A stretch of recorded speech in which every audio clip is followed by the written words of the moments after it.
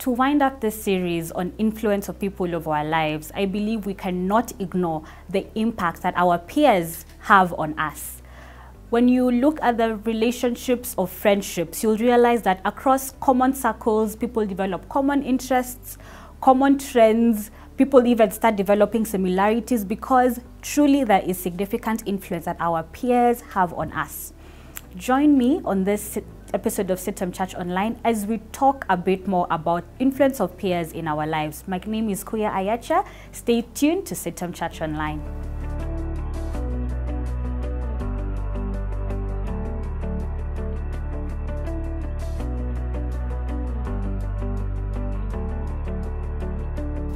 When you think of loyalty and you reference some Bible characters, I'm sure David and Jonathan do come to mind. Well, yes, I'll be that predictable and I'll talk about David and Jonathan's relationship. When we're introduced to their friendship, we're told in the book of 1 Samuel chapter 8 that Jonathan became one in spirit with David. That just goes to show how deep and how real that relationship was. And of course, it did have influences over both their lives. We're also told that these people were extremely loyal, such that they made a covenant with each other to stick it out through thick and through thin. They pledged their loyalty to each other. We also learn how freely they shared with each other. What was one's was equally the other's.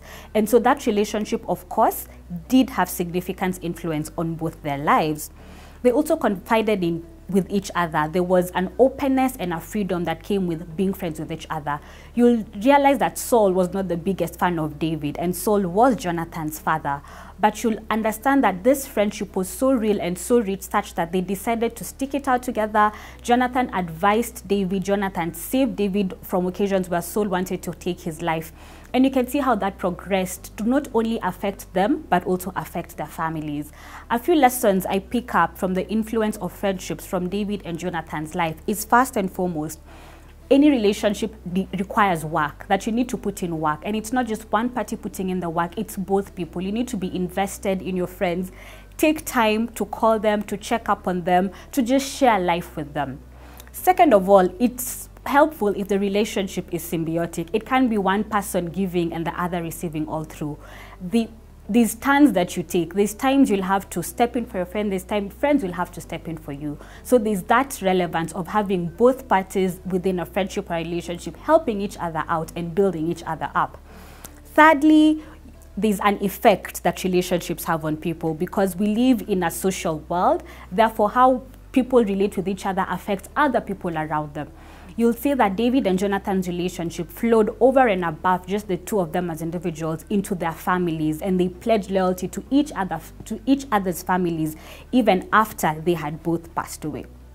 Also, there's an element of edification in friendship. That friendship is not just to pass time and just to share experiences. There's also a way that it builds you mentally, it builds you as a person, it helps you sharpen your skills, it helps give a better picture or a wider and broader view of the world, it enriches your perspective.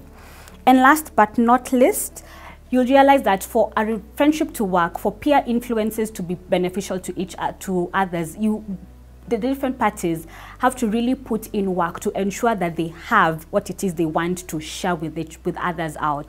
You can't give what you don't have. Therefore, if you don't take the time or the effort to build yourself individually, you will not have anything to give other people. And remember, we said that these relationships should be symbiotic.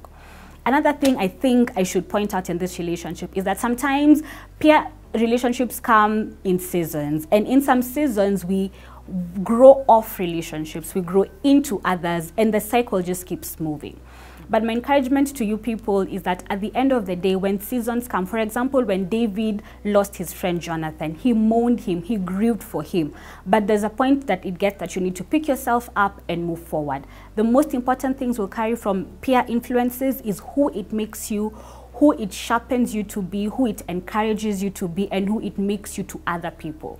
So as you go through different seasons of winning friends, losing friends, I hope you carry lessons. I hope it makes you better. And I hope at the end of the day, you'll be able to impact other people positively because you're deliberate about your circle. I hope this message has been a blessing to you. Do let us know what you think on our social media handles, CITAM Church Online, on Instagram, on Facebook, on Twitter, and on YouTube. Thank you for watching.